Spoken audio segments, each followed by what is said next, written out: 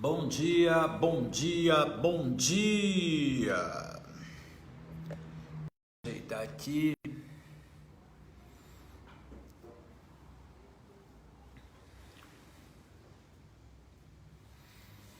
Deus é bom, Deus é maravilhoso. Amém, queridos?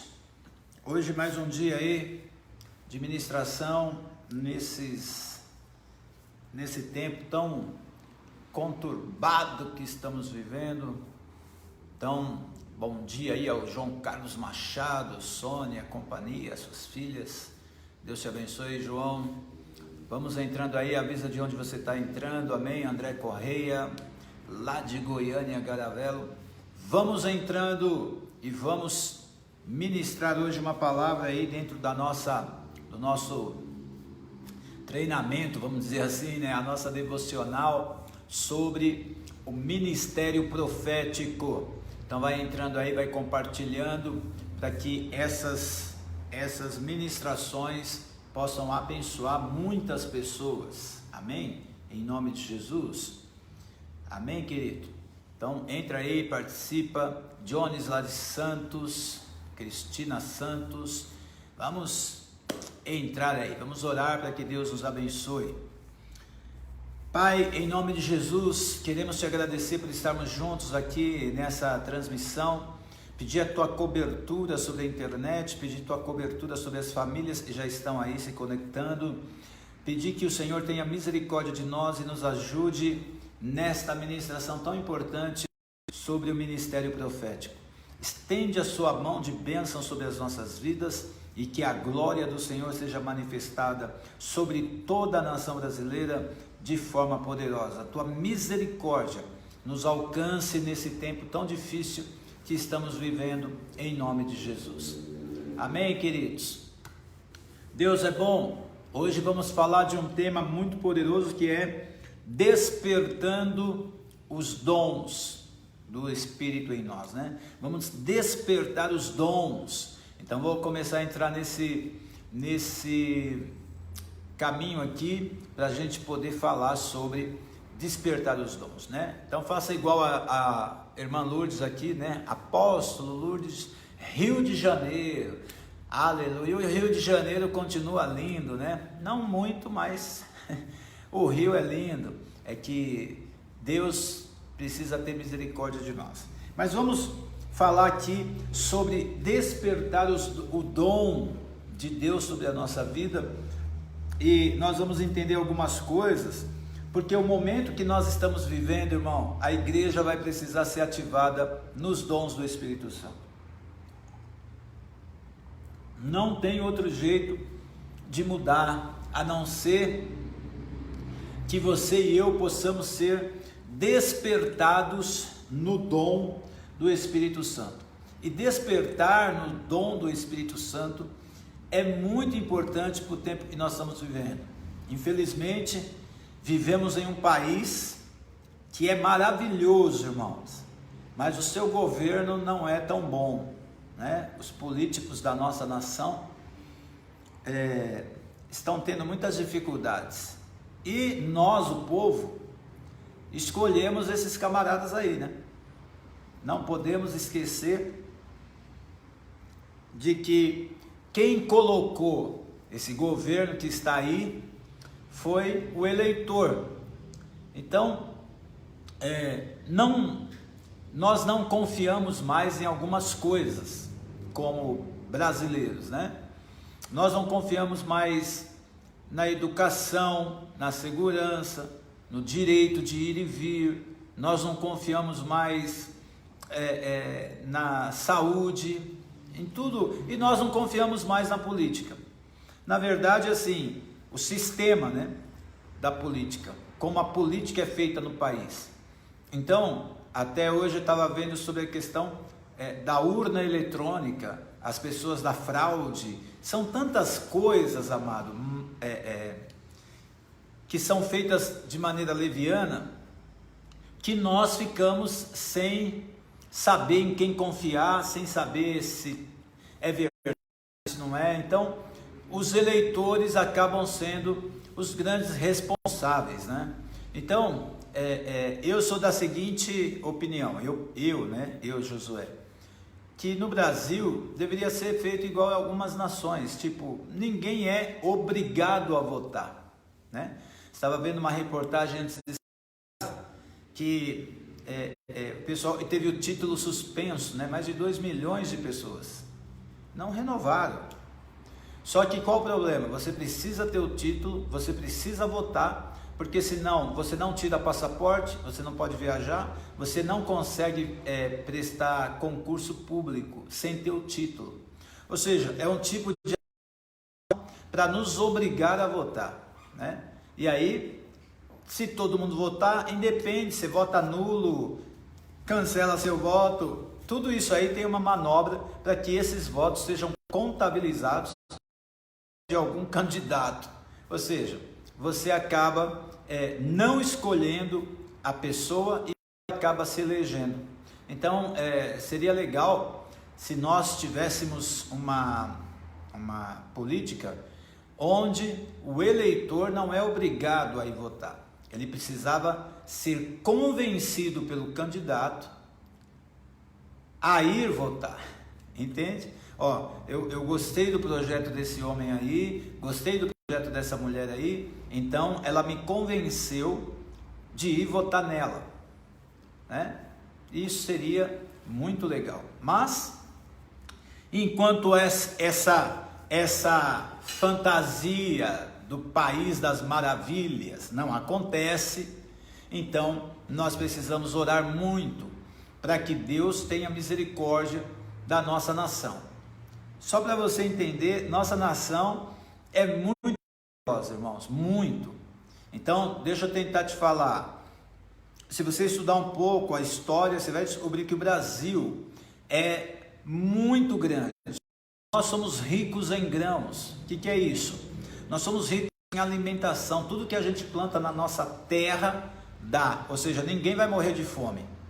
O Brasil tem condições de produzir alimento para sustentar a sua nação e sustentar o mundo. Beleza? O Brasil também tem o maior lençol freático de água potável do mundo. Está aqui no Brasil. Então nós temos comida e água. Beleza? E nós temos também a Amazônia, que é oxigênio.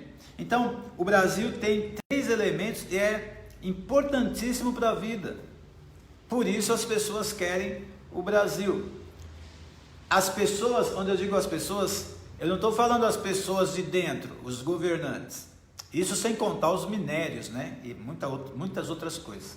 Então o Brasil é uma potência pronta para explodir e crescer muito. Só temos 500 anos, né? Então, o problema nosso são pessoas que estão governando a nação de uma forma em todos os âmbitos, e sem uma visão, uma questão visionária, né? Para poder se juntarem e fazer o Brasil ser o Brasil. Então, a ganância do homem, a sede de poder. Quando a gente fala de ganância, não é só a riqueza, porque essas pessoas que estão hoje fazendo essa confusão toda na política do Brasil, essas pessoas que nós eleitores colocamos lá, imagina, né? Essas pessoas, elas são ricas, elas têm condições para viver uma vida tranquila. O grande problema é que elas querem poder, mandar, desmandar, fazer, ser o poderoso, entendeu? É a síndrome de Lúcifer. O que é a síndrome de Lúcifer, pastor? Ele não se contenta em ser o anjo, mas aí ele põe no seu coração um desejo, qual? Eu vou estabelecer o meu trono acima do trono de Deus. Presta atenção no que eu vou te falar aqui. O inimigo, Satanás, ele não queria o trono de Deus. Ele quis colocar o trono dele acima do trono de Deus. Ou seja, trono fala de poder, de autoridade. Então, Deus tem o trono dele, tem a autoridade dele, ninguém vai roubar isso. Isso aí não muda. Deus é o Todo-Poderoso. Deus é o Todo-Poderoso. Beleza? Então, Satanás não tem como tomar o trono de Deus. Então a Bíblia diz que ele queria pegar o trono dele e colocar o trono dele acima do trono de Deus. E se dá poder, né, autoridade, Satanás estava querendo colocar a autoridade dele acima da autoridade de Deus. E aí começa essa questão, né? Satanás perdeu, não tem como ele fazer isso. E aí você vê os homens que estão envolvidos de poder revelando exatamente o caráter do Pai. Está dando para entender? Então, se Lúcifer é o camarada que saiu para uma rebelião contra Deus, não querendo tomar o trono de Deus, mas colocando o trono dele acima do trono de Deus, a autoridade dele acima da autoridade de Deus, a gente está vendo esse retrato se repetir no mundo. As pessoas querem ter autoridade acima de tudo, né? Esse governo, esse poder para mostrar quem é que manda. Então nós estamos vendo aí um grande massacre no mundo. Esse vírus que saiu, nós já sabemos o que é, não dá para você não entender isso. Tudo isso é um sistema, um treinamento para um controle mundial. E não importa, querido, se vai morrer muita gente. Eles querem matar mesmo as pessoas por trás de toda essa síndrome de Lúcifer. Esses governos do mundo, eles não estão governando para as pessoas, eles estão governando para eles.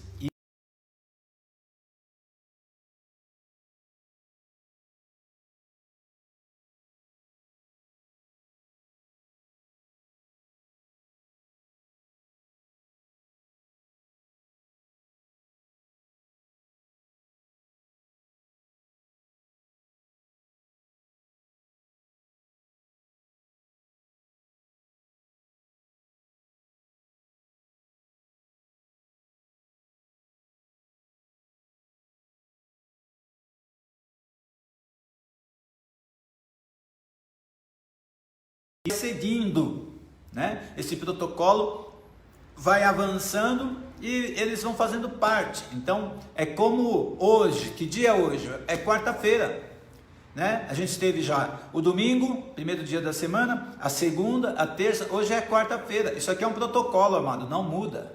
Toda a vida inteira nossa vai ter domingo, segunda, terça e quarta, beleza? Então nós vamos vivendo cada dia. E essas pessoas que estão revestidas dessa autoridade, se elas não tiverem discernimento, elas vão governar para elas. E aí essa sede, essa síndrome de Lúcifer começa a aparecer. E aí as pessoas fazem qualquer coisa para poder governar, só para estabelecer a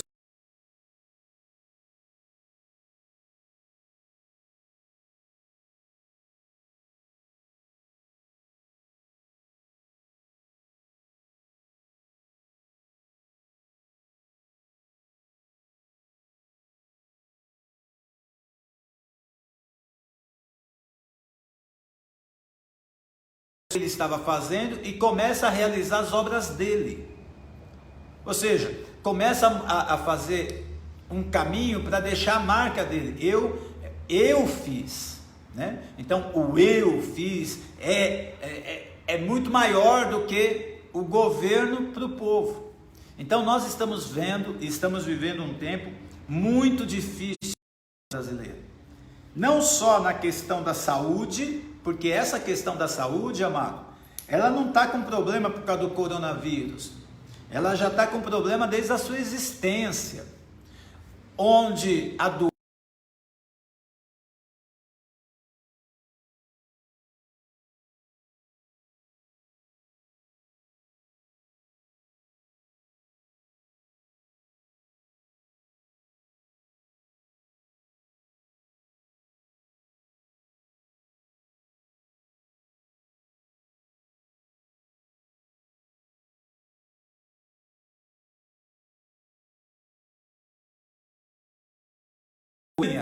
através de uma doença do câncer, o quanto de dinheiro as pessoas ganham quando tem uma pessoa com uma doença e envolve a família toda. Então tudo isso daí é um mecanismo. Então tem cura para o câncer, alguém já descobriu, mas foi abafado. Tem outro tipo de combustível para fazer seu carro andar, diferente da gasolina e do álcool, né? Mas vai diminuir o custo, vai diminuir. Então alguém vai perder dinheiro. Então essas pessoas, amado, elas não vão querer perder dinheiro. Tá dando para entender? Então nós estamos dentro de um contexto onde as pessoas falam, mas o coronavírus, né? Então, UTI tá cheia. Uma UTI, amado, ela sempre vai estar cheia. Não é agora. Então, se a gente voltar um pouquinho no tempo, há 5 meses atrás, se você fosse buscar uma UTI, ela ia estar cheia, com outras dificuldades. Você vai se lembrar de quantas vezes as pessoas precisaram de um hospital e não tiveram atendimento, não tiveram condições de ser atendido. Você vai se lembrar também quantas vezes as pessoas morreram na fila de espera e o médico estava lá dentro assistindo a Copa do Mundo. Lembra disso? Isso saiu na televisão.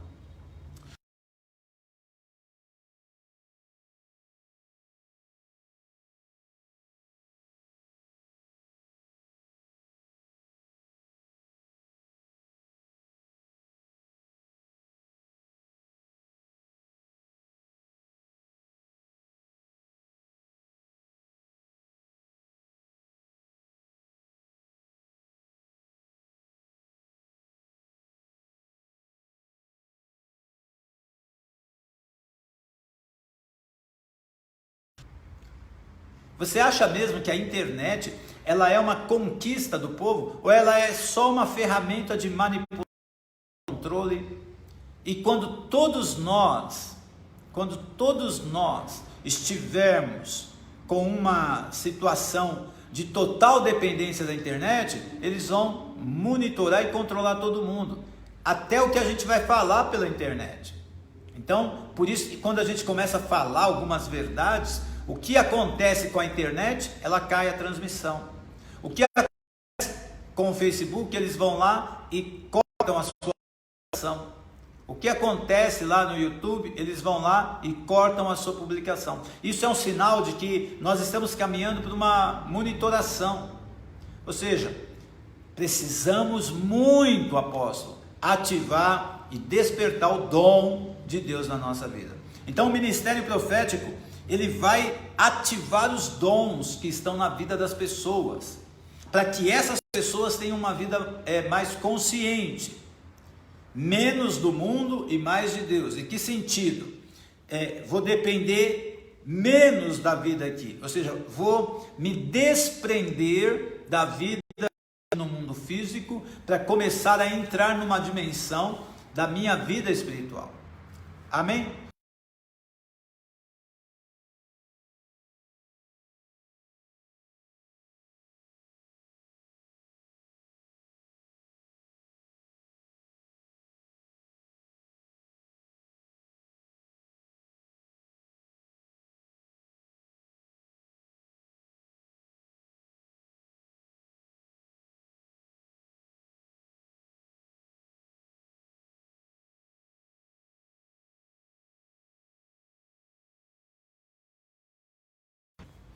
Paulo vai falar com Timóteo de uma forma muito poderosa, e ele vai falar aqui, 2 Timóteo capítulo 1, versículo 6, para você entender a importância de despertar o dom de Deus que está em nós. Ele diz assim, por essa razão, ele está conversando com Timóteo sobre algumas coisas. Por essa razão, pois, te admoesto que reavives o dom de Deus que há em ti, pela imposição das minhas mãos. Olha o que ele está falando. Ele está falando, Timóteo, eu vou te dar uma admoestação, que você reavive o dom de Deus que está em ti. O dom que foi colocado através das minhas mãos. Ou seja, eu ministrei sobre você e ativei um dom. Agora, Paulo está falando para Timóteo, reaviva o dom de Deus.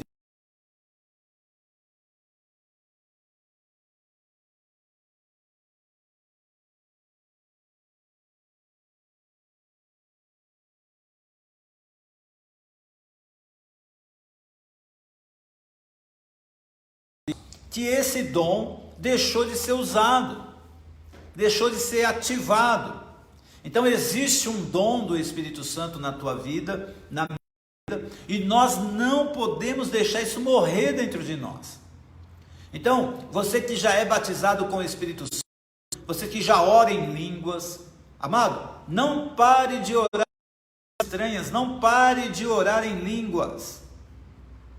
Porque quem ora em línguas edifica-se a si mesmo, entra em mistério com Deus.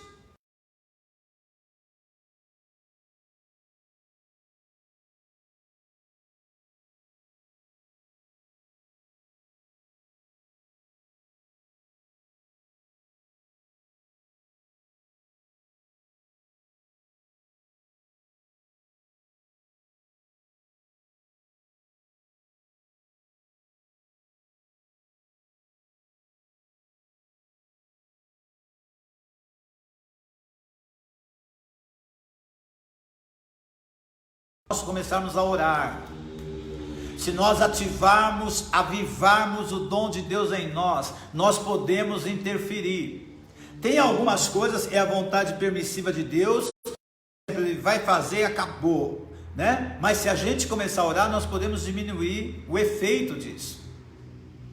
Está dando para entender? Então nós podemos diminuir, aplacar a ira, ou seja, fazer com que essa ira, o desenho de Deus, mas não com um nível tão forte. Então nós podemos orar, e a nossa oração pode ser ouvida, e nós podemos aplacar a ira de Deus, e tem algumas coisas que nós podemos mudar. Nós vimos isso na Bíblia, quando Deus quis destruir o povo e recomeçar o povo através de Moisés. Moisés começou a conversar com Deus, e ele começou a falar coisas que Deus tinha falado. Não que Deus se esquece, não, mas Moisés estava falando para ele: olha, o Senhor nos tirou do Egito com um propósito, o Senhor fez uma promessa. Agora se o Senhor matar a gente no deserto, matar esse povo no deserto, o seu nome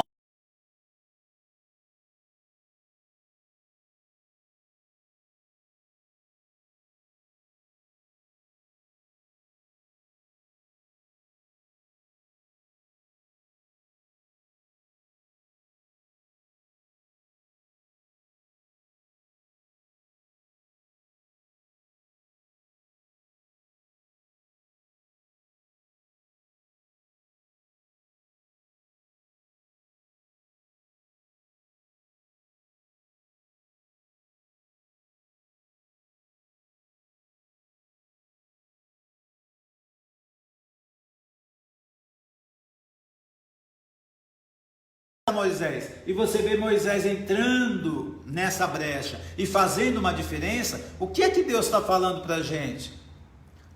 Se você interferir, o que eu quero com essa ação é provocar uma reação. Quantos pegaram essa aí? Olha que tremendo. Então, o que Deus faz? Essa situação que nós estamos vivendo,